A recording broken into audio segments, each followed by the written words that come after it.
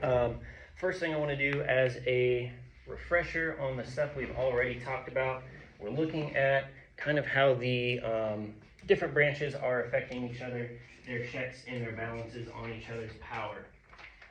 We've already talked a little bit about what it looks like with Congress, the legislative branch, what they can do to president and the executive branch. So we already know that stuff. What is an example of something the executive branch can do to Congress? What can the president do to Congress? Some power he has over them. He can veto. Yes, it's a big one. Veto. And I'll have a sheet here that I'll hand out in a second. We'll go through. We'll go through and kind of fill these out at the same time. So I'll pass these out as we're naming off some stuff here, and I'll jot them down on the board. So veto power is a big one. The president is able to veto a law that is made or attempting to be made by Congress, effectively shooting it down, making it to where it doesn't actually turn into a law. Probably his single biggest power over them. So what's probably the biggest thing that Congress can do to the president?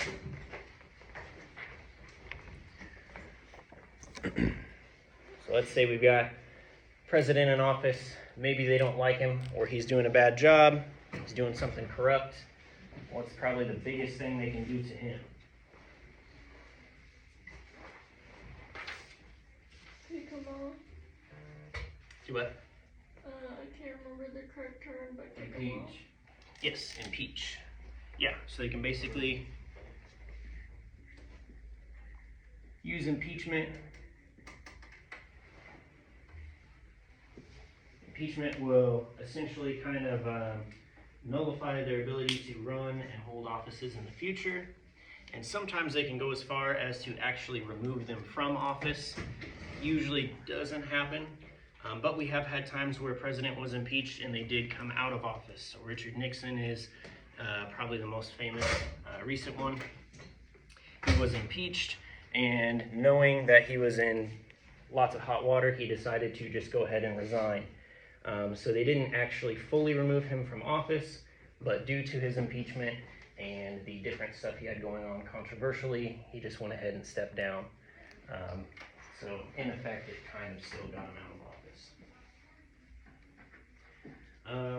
One thing before we even get into watching the videos on the Supreme Court, we've talked about one major power that these two branches have over the court. That being, how do we decide who gets on the Supreme Court? The president appoints. President will nominate them.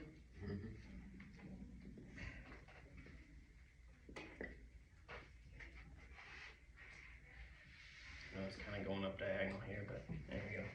So yes, the president will nominate the judge. They're going to pick someone that they think would be a good judge to fill the spot of whoever has either maybe died or retired recently. But they don't just instantly get their choice approved. How do we actually approve a judge? It's by Congress, 2/3 vote, right? Doesn't have to be 2/3. It just has to be majority. But yeah, they'll approve them.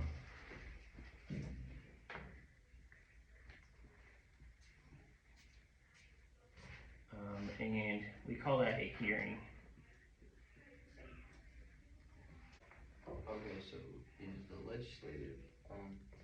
is the legislative Congress? Yes. Okay, I've been confused. I've been hella confused, thank you. Yes, so we'll do this. Legislative, Congress, judicial,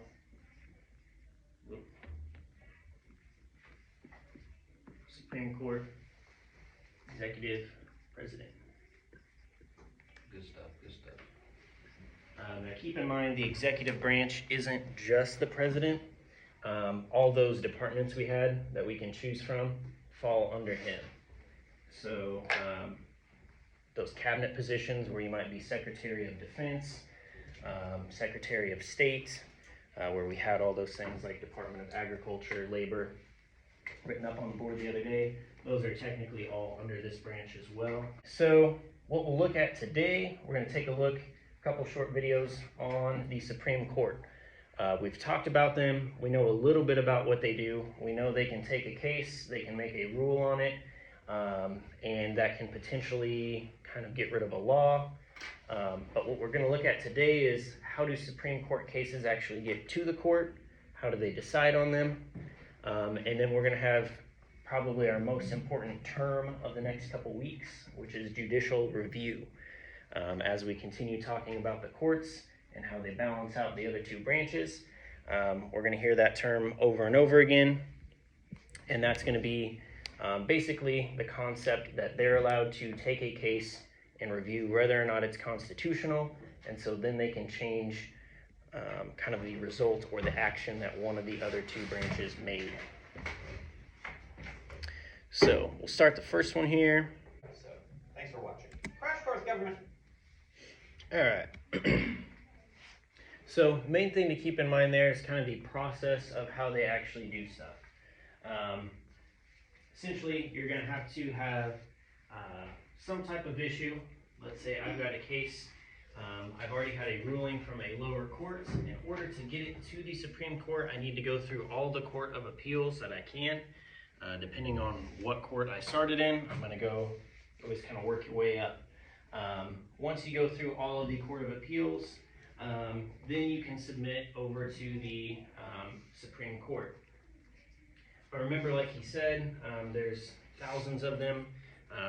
On average, like 8,000 different, basically think of it like applications that get sent in per year. And so they're going to go through and kind of sift through which ones they think are important, which ones they think don't already pretty much have an opinion on them. And so they're going to go through and try and decide if they want to hear it or not. It's going to take 4 of the judges saying, yes, let's hear that one, to actually hear it. And then it takes 5 to make the actual ruling. So the likelihood of actually getting a case to the Supreme Court is very, very low. There's no guarantee on how quickly it'll happen. So sometimes you might try and file a case and appeal it, run it all the way up to the Supreme Court, send in to see if they'll select your case, and it might just hang around for a long time, maybe several years before they decide to actually look at it, or they might just decide never to look at it, and your case is just going to be stuck at the highest place that it got to, whatever the previous ruling was. So this one is going to talk about probably our most important concept when it comes to the Supreme Court. It's called judicial review. We saw this pop up the other day when we were kind of reviewing some of the quiz questions we had. We talked about judicial review and kind of the idea that that means that is the power that the court has to interpret the law. So Congress, the legislative branch, is going to make the law. The president is going to carry it out or execute it in the executive branch. And then judicial is going to interpret the law. They're going to decide if that law is constitutional or not. But if we remember when we read the Constitution, it doesn't actually have a place in there that says that's what the court's going to do. It's not actually written in there that they have the right to interpret the law and make altercations on it. So where does that come from? And there's one particular court case, one of the first ones, Marbury versus Madison. It's going to show up in this video. I guarantee it'll pop up on an EOC. It's one of the probably most important cases because it establishes this concept. They take a case to court, and then through that case, they decide that the court has the ability to review the law and make rulings on it. So basically, that case is where this power actually comes from, not necessarily the Constitution. So we'll check out a little more detail on that. Validate law. All right. So judicial review, in short, that is the ability for the court to go through and interpret the law. The reason it's important is because if their interpretation goes against something that Congress or the president has said, they can essentially get rid of that decision. So if Congress makes a law, it goes to a case and makes its way to the Supreme Court, and the Supreme Court thinks that law is unconstitutional. They can rule that in the case, and when they do so, it basically scraps the rule from Congress, gets rid of that law. They don't officially write anything saying that it's no longer the law, but whenever they do that, since the Supreme Court is the highest court and every other court has to follow their decision, essentially what happens is anytime that law might have another case come up, the decision's already made on it. So basically, if they, I don't know, have some ruling that says it was unconstitutional for Congress to take away Taco Tuesdays, any case that comes up in the future dealing with Taco Tuesdays, it's already been decided on. The Supreme Court has already said you can't do that, it's unconstitutional. So then every time someone tries to bring that up, even though the Supreme Court hasn't made another law saying that that is legal, their decision is going to automatically be made for them. So there's basically no point in trying to fight it. So that's kind of how that power works. Essentially, they have a standing decision, and it works for the entire country. And so if they make the decision against the president or Congress, pretty much eliminates what they tried to do. So, as a way to recap this, on your charts there on your desk, what is the main check that the court has on the other two branches? Judicial review on the legislature. Yes, so judicial review, Q. And that can be on the legislative.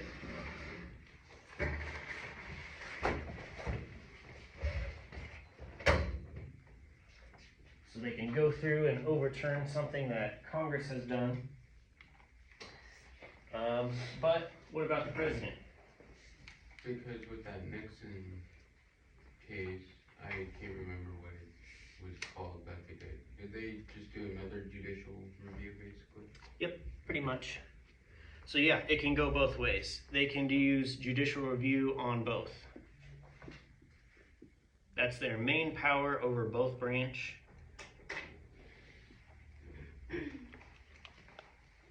So they can go through and review a decision that was made by Congress or by the president. They can also call into question something that the president is doing and say whether or not it is constitutional. So yeah, in that case with Richard Nixon, he was trying to claim what's called executive privilege, basically saying he didn't have to kind of participate in the courts going against him, and that he wouldn't have to turn anything over, basically turn over any evidence. The court says, no, you have to do that. So then he had to surrender audio tapes that he had recorded in the White House, which were very, very incriminating because it put basically beyond a doubt that he's sitting there saying this stuff. So in doing that, they used their judicial review power, and that ultimately led to him getting impeached by Congress, and then he resigned. So he kind of had both branches go against him in that way. So speaking of impeachment, what is something that the court does dealing with the impeachment process? They're going to be the ones that preside over an impeachment trial. So Congress is still going to do the bulk of the work when it comes to impeachment. They're going to be the ones that suggest it. They're going to hold the hearing, and then they'll have the final vote on it. So they're going to be the ultimate say-so in whether or not he gets impeached. But you are going to have the Supreme Court Justice, Chief Justice, show up, and he's going to kind of rule or run that trial. So basically he's going to try and help keep it organized, help them present their arguments on each side, kind of oversee it just the same as you would another court case. So even though he doesn't make the decision ultimately on if the president's impeached, he's going to run the procedure, and then Congress will make the decision at the end. So again, judicial review is going to be their biggest kind of main power. There's a couple other things too, but that's the main thing that they do to the other branches. Again, the other branches, their effect on the judges are they get to decide who the judges are. President's going to nominate them, and then Congress has to approve them. There's times where the president nominates someone and they do not get approved, which can also be considered a check of Congress onto the president. So you could say they disapprove of an action or nomination. Doesn't necessarily have to be just with the courts. It could be things like maybe he makes an executive order. We talked about those where he might put in some type of rule or law that he just makes up, signs it. Congress usually doesn't have an existing rule about it, and so he can just kind of make one up and it goes into effect. If they don't like it though, they can go and make a law kind of contrary to it. Their law will always override his executive order, and so essentially they can disprove or disapprove of that action as well. So basically they can go through and on the president, they can tell him no on a lot of his powers. That can also be things like where he tries to make a treaty. They can disapprove of that if they don't agree with it. If he tries to send off troops to war, now technically he's got to, within a certain amount of time, go to them and try and get war to be declared before they will actually kind of hold the war, and if they disagree with it, they can demand all the troops be brought back. So what we're going to do next for the next assignment, and I'll pass those out, we'll kind of work on them next time as well. We're going to go through and try and find real life examples of these things.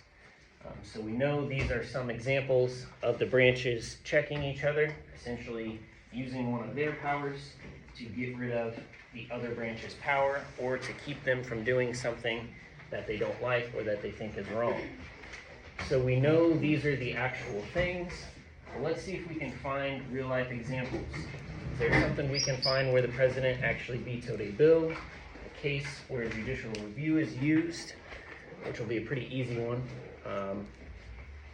We can look at times that people were nominated, times they were either approved or disapproved. We can look at impeachment. So lots of different things on there. We're not limited to just these handful of things on the chart that we have so far. But the next assignment is going to be dealing with that. We're going to use research, and we're going to try and find real life examples of a check or balance that took place in history, or even recent times. This stuff happens all the time, so there are recent examples that we can still use.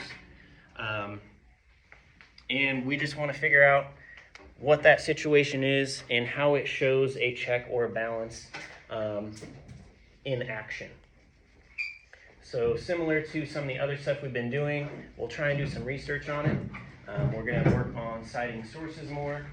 On this one, I'm going to focus us a little bit more in the direction of what sources we actually attempt to look at. So we're going to look more at what we consider a credible source or scholarly source.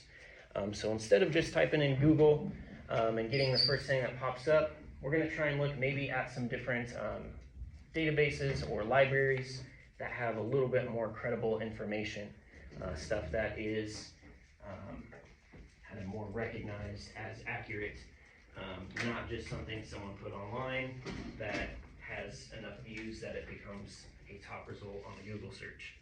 So we'll work on that as well. That'll be something